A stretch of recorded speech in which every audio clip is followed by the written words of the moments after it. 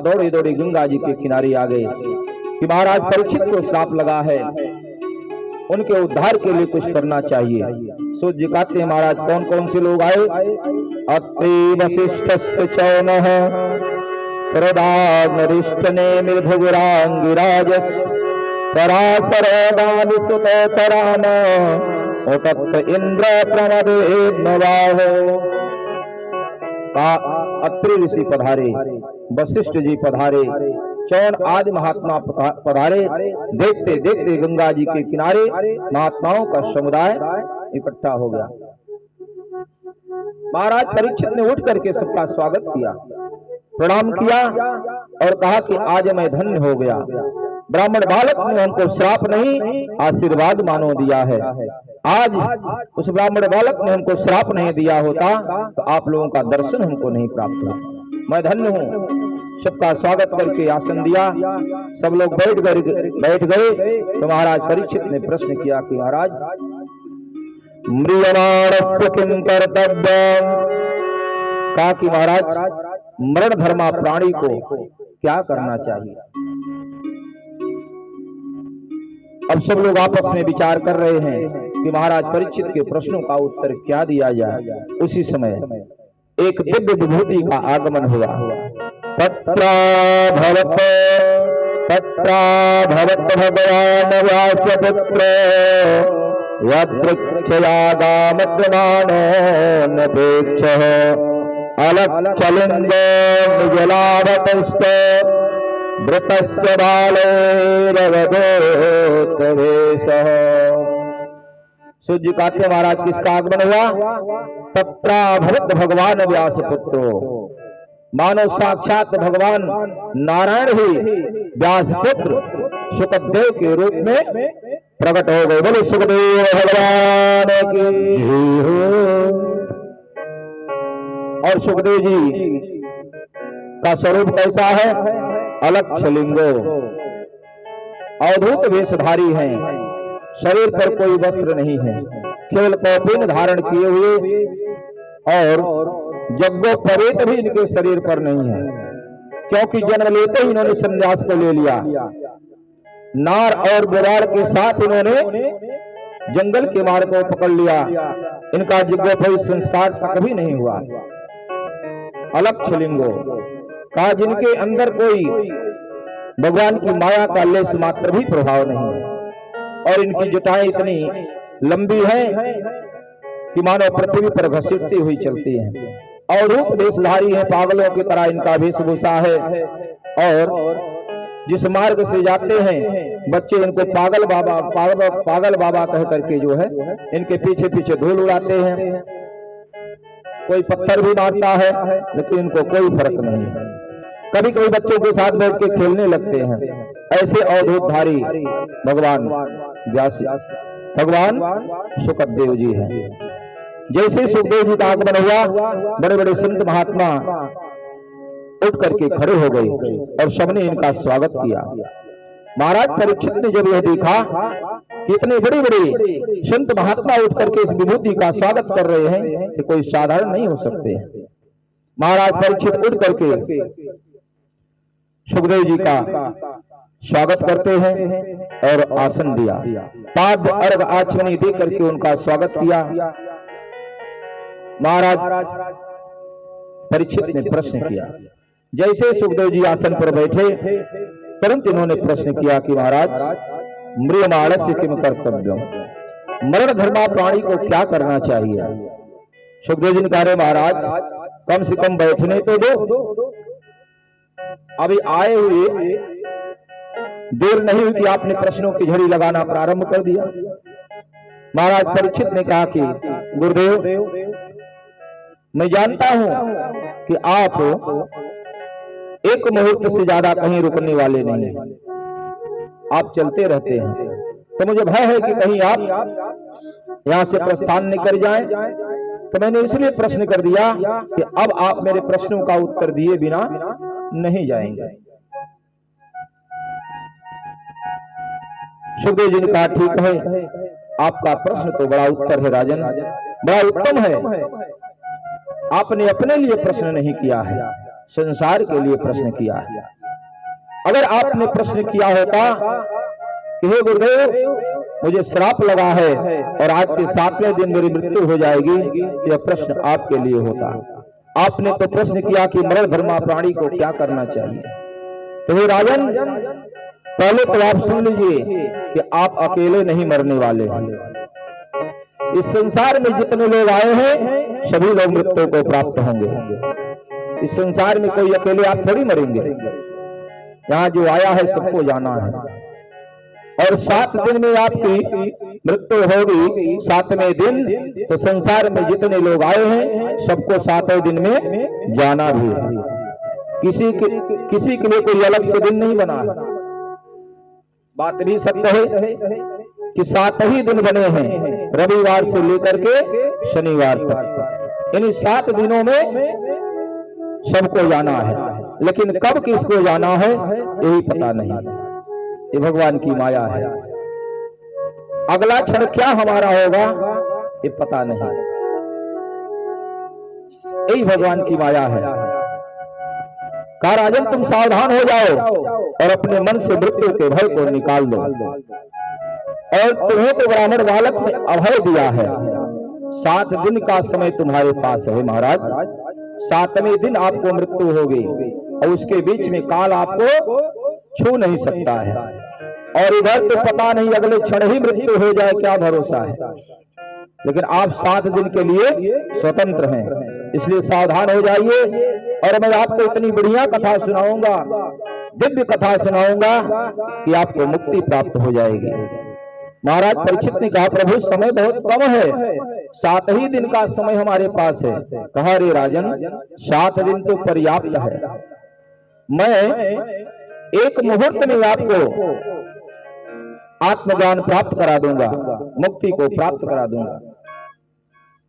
कहा ठीक है। कहा आपका प्रश्न बड़ा उत्तम है। द्वितीय स्कंद में प्रवेश करते हुए बताते हैं कि वरीयाने सती प्रश्न कृतो लोकहितो आत्मसम्मतः पुंसां श्रोतव्यादिशयः परः। महाराज आपका प्रश्न बड़ा उत्तम है। कहा कि महाराज आप चिंता मत करिए, आप अपने मन से भय को निकाल करके मेरी बातों को श्रवण करिए। अब सुखदेव जी ने महाराज परीक्षित को बताया कि महाराज पहले कुछ नियम हैं, उन नियम को सुन लो, उन नियमों का पालन करना होगा। भगवान की भक्ति के कुछ नियम हैं, अगर भगवान को पाना है तो उन नियम को जो है पालन करना पड़ेगा। क्या बताया कि जितासनो जितश्वासो जित संगो जितेन्द्रियः स्तोमे भगवत रूपे मन संधारयेत् धिया। कहा कि राजन जितासनो, अब यहीं से सुखदेव जी की कथा प्रारंभ होती है। उधर तो सूत जी महाराज सौनक आदि ऋषियों को कथा सुना रहे हैं, भागवत जी की कथा। गोकर्ण महाराज ने धुंधकारी को कथा सुनाया। सनक सनंदन सनातन चारों भैया नारद जी को कथा भागवत की सुनाते हैं। और अब यहां से सुखदेव जी ने महाराज परीक्षित को भागवत की कथा सुनाना प्रारंभ किया। और यही से सप्ताह की विधि तो शनकादियों ने प्रारंभ कर दिया। 7 दिन में कथा सुना करके महाराज नारद जी को और अब परीक्षित को कथा सुना रहे हैं सुखदेव जी महाराज। कहा कि राजन जितासनो, पहले आसन को जीतना पड़ेगा। आसन भी तमाम प्रकार के हैं, पद्मासन, सुखासन, वज्रासन, किसी एक आसन को सिद्ध कर लो। अगर आसन सिद्ध नहीं होगा तो मन नहीं लगेगा। पता चला भगवान की पूजा करने बैठे, भजन करने बैठे, 5 मिनट नहीं हुआ कि कमर में दर्द होने लगी। मन थोड़ी पूजा में लगेगा। अब मन तो चला गया कि कमर में दर्द हो रही। 2-4 मिनट और आगे समय बीता कि घुटने में दर्द होना प्रारंभ हो गया। अब मन भगवान में थोड़ी लगेगा, मन तो आ गया घुटने पे। इसलिए कहा कि आसन को जीतो, और कहा यह आसन धीरे धीरे जीता जाता है। बैठने का अभ्यास करो, 5 मिनट, 10 मिनट, आधा घंटा, समय बढ़ता चला जाएगा। कहा जब आसन सिद्ध हो जाएगा, जित श्वासो, कहा आसन को सिद्ध कर दिए तो फिर श्वासों पे नियंत्रण करना पड़ेगा। सांस को जीतना है, क्योंकि हमारी आपकी जो श्वास है, ये श्वास जो गिनती की मिली हुई है, इसकी भी एक सीमा है। जिस दिन इसका खजाना समाप्त होगा, सारा खेल समाप्त हो जाएगा। तो बड़े बड़े संत महात्मा क्या करते हैं, प्राणायाम के द्वारा अपने प्राण वायु को ब्रह्मांड में चढ़ा लेते हैं और अपनी आयु को लंबी बना लेते हैं। तो कहा कि श्वास को जीतो, श्वास पर नियंत्रण रखो, और श्वास का संबंध मन से है। कहा कि श्वास का संबंध मन से बहुत गहरा है। अगर श्वास पर नियंत्रण हो गया तो मन के ऊपर नियंत्रण हो गया, अगर मन पे नियंत्रण हो गया तो भगवान का भजन हो गया। मन की तरंग मार लो, बस हो गया भजन। कहा कि मन को जीतिए। फिर इसके बाद कहा जित संगो, संग को जीतना होगा। जैसे लोगों का आप संग करेंगे, आपका स्वभाव भी उसी तरह हो जाएगा। अगर अच्छे व्यक्ति का संग करते हैं तो अच्छाई अपने आप जीवन में आ जाएगी, अगर बुरे व्यक्ति का साथ करते हैं तो बुराई अपने आप आ जाएगी। अगर संत महात्मा का संग करते हैं, सत्संग करते हैं, तो मन भगवान के चरणों में लग जाएगा। इसलिए कहा कि महाराज ये नियम है, पहले इस नियम का पालन करना होगा। हर के कथा सुनाने वाले, हर का नाम बताने वाले, तुमको लाखों प्रणाम, तुमको लाखों प्रणाम, तुमको लाखों प्रणाम, तुमको लाखों प्रणाम। हर के कथा सुनाने वाले, हर का नाम बताने वाले, हर के कथा सुनाने वाले, हर का नाम बताने वाले, तुमको लाखों प्रणाम, तुमको लाखों प्रणाम, तुमको लाखों प्रणाम, तुमको लाखों प्रणाम।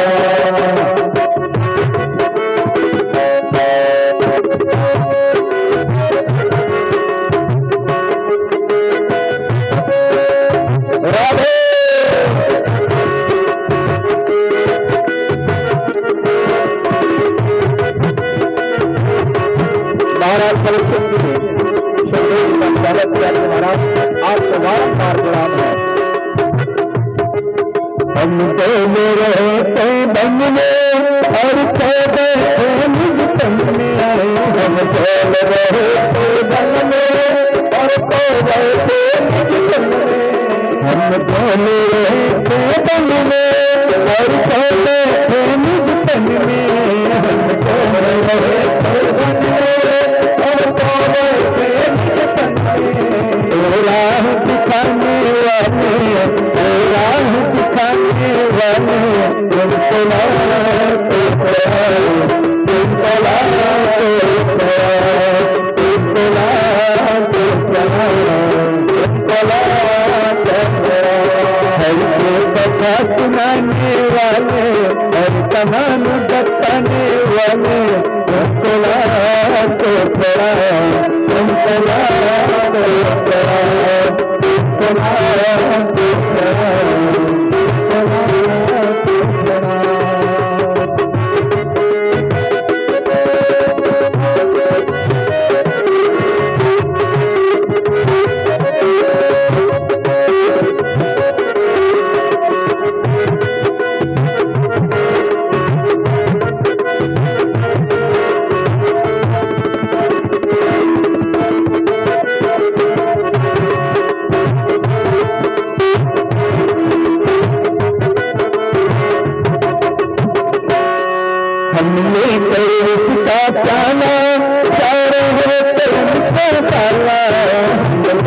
रिश्ता पालो, सारे जग में डाला।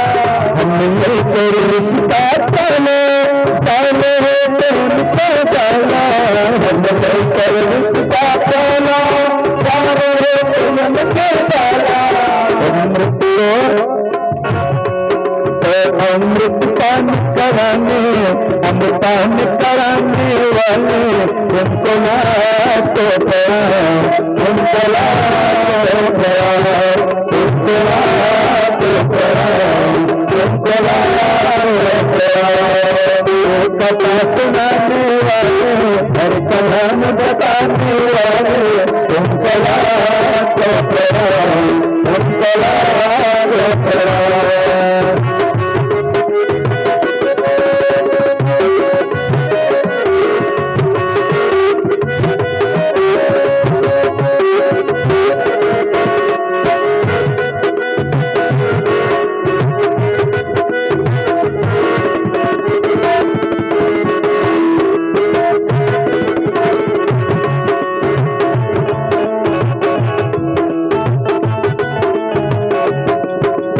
भारत राजा पावे, बस शीश झुकाए ही जाए।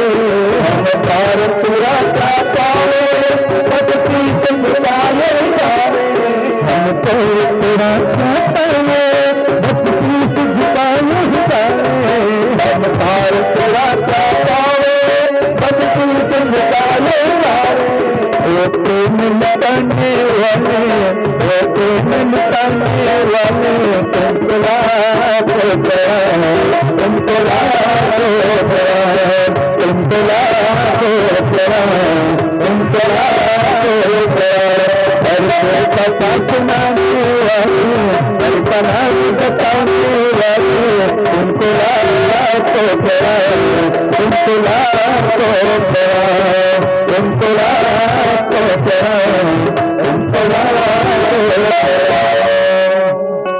बोले भागवत भगवान की जय हो, भगवान की जय हो। सूत जी कहते हैं कि महाराज परीक्षित को कथा सुनाने के लिए सुखदेव जी का आगमन हुआ। सूत जी कहते हैं कि जानते हैं,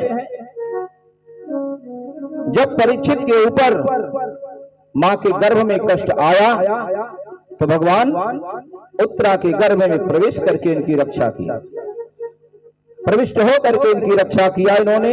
और आज जब पुनः परीक्षित के ऊपर संकट आया तो मानो भगवान साक्षात व्यास नंदन बनकर के, सुखदेव बनकर के पधारे हैं। सुखदेव जी ने कहा कि राजन सावधान होकर की कथा सुनिए। अब महाराज परीक्षित प्रश्न करते जा रहे हैं और सुखदेव जी कथा सुना रहे हैं। तीसरे स्कंद में प्रवेश करते ही महाराज परीक्षित ने प्रश्न किया कि प्रभु आप मुझे विदुर जी का चरित्र सुनाइए, क्योंकि हमने सुना है कि हमारे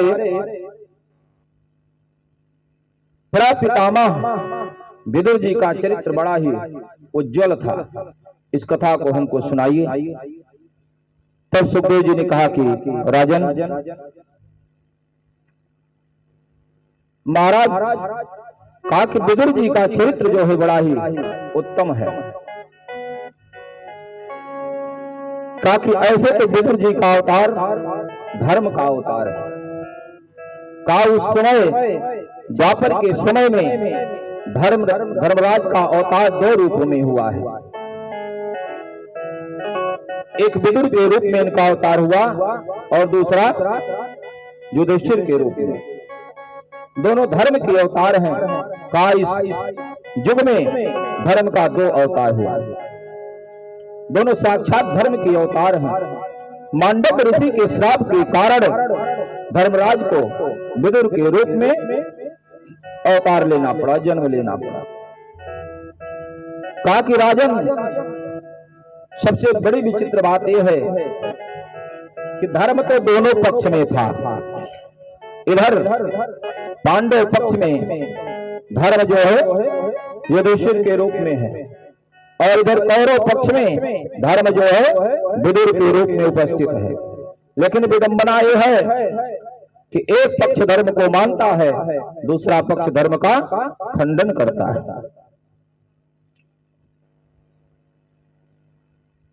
बात भी सत्य है।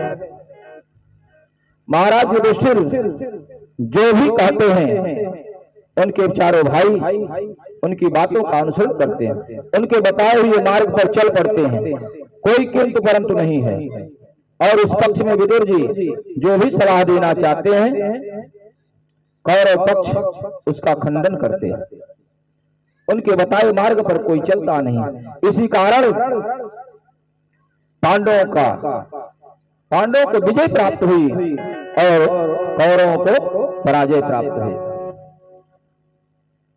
सुखदेव जी कहते हैं कि राजन, एक समय की बात है जब विदुर जी ने देखा कि महाराज धृतराष्ट्र का विचार अच्छा नहीं है, इनका व्यवहार अपने भाई के पुत्र पांडवों के प्रति अच्छा नहीं है, और धृतराष्ट्र का पुत्र जो है दुर्योधन एक कपटपूर्ण चाल प्रतिदिन कर रहा है। तो एकांत पा करके विदुर जी धृतराष्ट्र के पास पहुंचे और कहा कि राजन, कहा महाराज मैं आपको एक सलाह देना चाहता हूं। कहा कि आप जानबूझ करके अधर्म कर रहे हैं, यद्यपि आपको पता है, आपको ज्ञात है कि यह राज्य आपके भाई के पुत्रों का है, इस राज्य पर युधिष्ठिर का अधिकार है, लेकिन आप पुत्र मोह में अंधे हो करके आप अन्याय करने जा रहे हैं, अन्याय कर रहे हैं। सुखदेव जी कहते हैं राजन, धृतराष्ट्र तो जन्मांध थे, पहले से ही उनकी नेत्रों की ज्योति समाप्त हो चुकी थी, लेकिन उनके अंदर जो दिव्य चक्षु है, आत्मज्ञान जो है वो भी समाप्त हो चुका है पुत्र मोह में पड़ने के कारण। कहा कि पुत्र मोह का त्याग करिए और धर्म को अपनाइए और ये राज्य जो है पांडवों को दे दीजिए, और यह तुम्हारा जो पुत्र है दुर्योधन, यह मानो आम के बगीचे में बबूल का वृक्ष जो है प्रकट हुआ है, ये पूरे वंश को समाप्त करवा देगा, पूरे वंश को समाप्त कर देगा ये, अगर आप इसका परित्याग नहीं करते हैं। समझा रहे थे, उसी समय दुर्योधन आ गया और दुर्योधन ने देखा और डांट करके कहा, रे दासी पुत्र, कोई संबोधन नहीं लगाया। आयु में श्रेष्ठ थे, चाचा जी लगते थे, लेकिन इतना अधर्मी है। दुर्योधन ने डांट करके कहा कि रे दासी पुत्र, तुम्हारी यह हिम्मत, हमारे राज्य में रह करके हमारा ही अन्न खाते हो और हमारे प्रति महाराज को भड़का रहे हो, तुम निकल जाओ हमारे राज्य से, तुम्हारी कोई आवश्यकता नहीं हमको। अपमान किया। कहते हैं कि राजन, यह बात महाराज विदुर जी को लग गई और विदुर जी ने तुरंत जब देखा कि धृतराष्ट्र इसका कोई प्रत्युत्तर नहीं कर रहे हैं, तो तुरंत उन्होंने कहा, महाराज मैं अब जा रहा हूं, मेरा दोष मत दीजिएगा। हस्तिनापुर का परित्याग करके संन्यास को ग्रहण कर लिया और जाते जाते अपने धनुष और बाण को हस्तिनापुर की देहली पर चौखट पर रख दिया, ताकि कौरव पक्ष ये न समझ सके कि मैं पांडवों के पक्ष में जा रहा हूं। निष्पक्ष होकर के धर्म जो है कौरव पक्ष से चला गया और कहा कि महाराज परिणाम क्या हुआ कि पांडव विजयी हुए और कौरव जो है पराजित हुए। कहते हैं इधर विदुर जी तो तीर्थ यात्रा के लिए चले गए, इधर महाभारत युद्ध हुआ। तीर्थ यात्रा करते करते एक दिन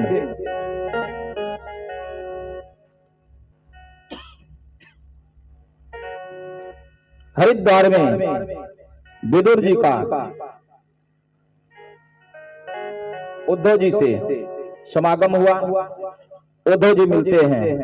विदुर जी ने उद्धव जी का स्वागत किया और कहा कि अरे उद्धव जी, आप तो भगवान के परम प्रिय सखा हैं,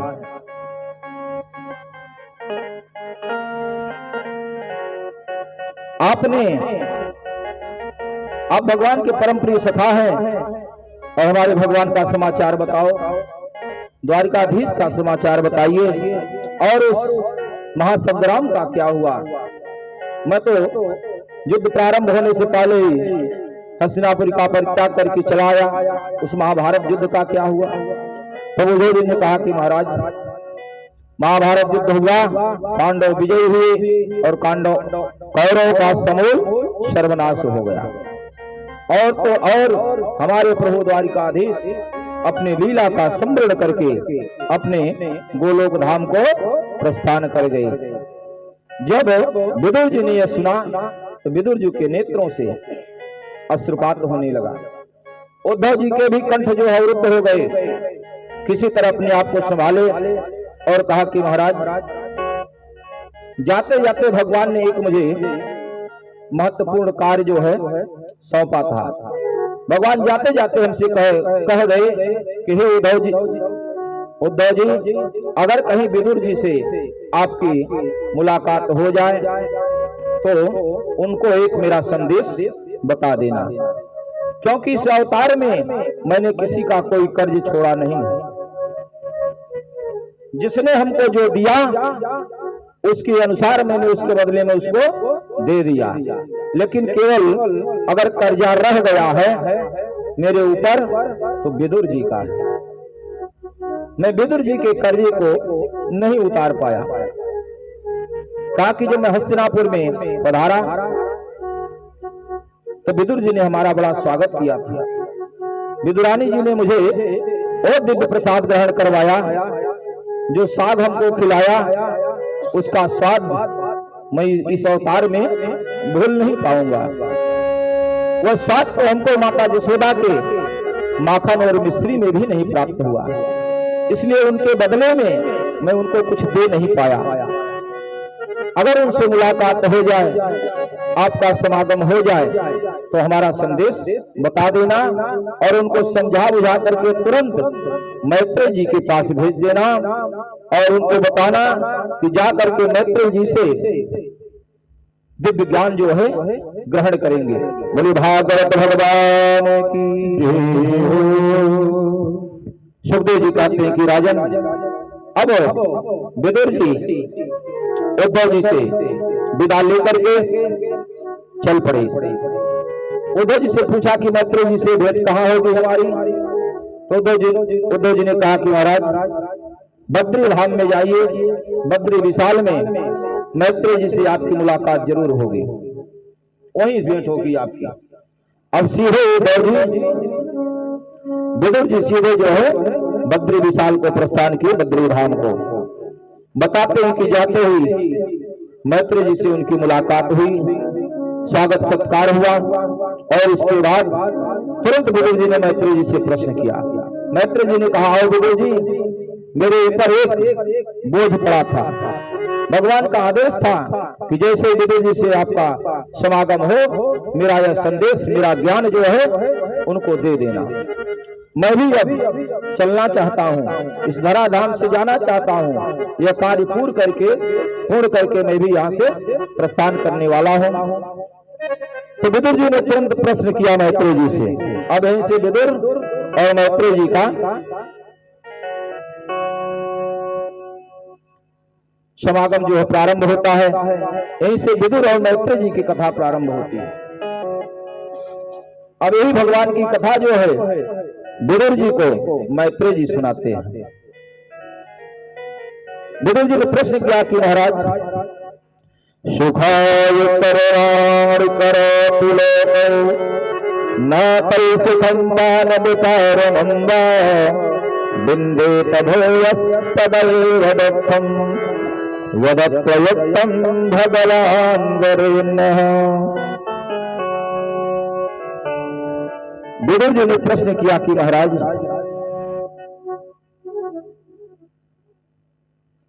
इस संसार में हर प्राणी जो है सुखी होना चाहता है, लेकिन क्या कारण है कि कोई सुखी नहीं हो पाता है। सब लोग सुखी होना चाहते हैं, लेकिन कोई सुखी क्यों नहीं हो रहा है। तो मैत्रेय जी ने बताया कि महाराज, आपका प्रश्न तो बड़ा उत्तम है, तो सावधान होकर के सुनिए। संसार के प्राणी सुख तो चाहते हैं, यहां कौन सुखी नहीं होना चाहता है? सब लोग सुखी होना चाहते हैं और सुख की तलाश में पूरा जीवन समाप्त कर देते हैं और सुख प्राप्त होता नहीं। कहा जानते हैं क्यों? कहा कि संसार में सुख है ही नहीं, यह संसार तो दुखालय है, यहां सुख है ही नहीं। जो चीज, जो वस्तु इस संसार में नहीं है, उसको आप ढूंढोगे तो कहां मिलेगा, कैसे प्राप्त होगा? इस मृतलोक में सुख नाम की कोई वस्तु है ही नहीं, केवल दुख ही दुख भरा है। संसार में ढूंढने से सुख मिलने वाला नहीं है।